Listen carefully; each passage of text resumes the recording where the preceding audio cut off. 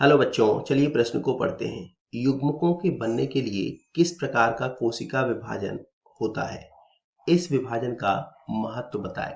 इस प्रश्न की मुख्य अवधारणा युग्मक निर्माण के लिए होने वाले कोशिका विभाजन से संबंधित है। युग्मक निर्माण वह प्रक्रिया है जिसमें द्विगुणित कोशिकाओं से अगुणित कोशिका का निर्माण होता है। द्विगुणित कोशिका को हम मात्र कोशिका कहते हैं, जबकि इन अगुणित कोशिकाओं को ही हम युग्मक कहते हैं।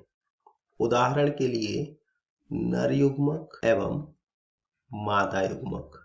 नर युग्मक अर्थात शुक्राणु और मादा युग्मक अर्थात अंड कोशिका। तो इस युग्मक निर्माण की प्रक्रिया में जो विभाजन होता है, इसे हम अर्धसूत्री विभाजन कहते हैं। अब अर्धसूत्री विभाजन का महत्व अगर हम देखें तो जो नए युग्मक बनते हैं उसमें गुणसूत्रों की संख्या घट करके आधी हो जाती है।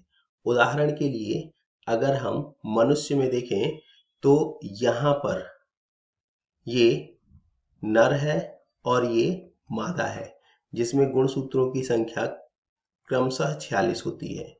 और युग्मक निर्माण के पश्चात जो नर एवं मादा युग्मक बनते हैं उसमें गुणसूत्रों की संख्या घट करके आधी अर्थात 23 हो जाती है।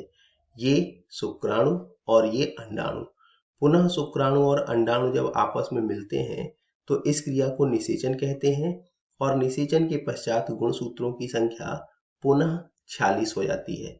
तो युग्मक निर्माण के समय अर्धसूत्री विभाजन ही है जो किसी भी जीवधारी में गुणसूत्रों की संख्या स्थिर बनाए रखने में सहायता करता है। तो इसका महत्व क्या है?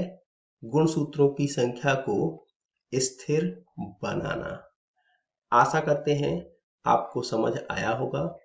धन्यवाद।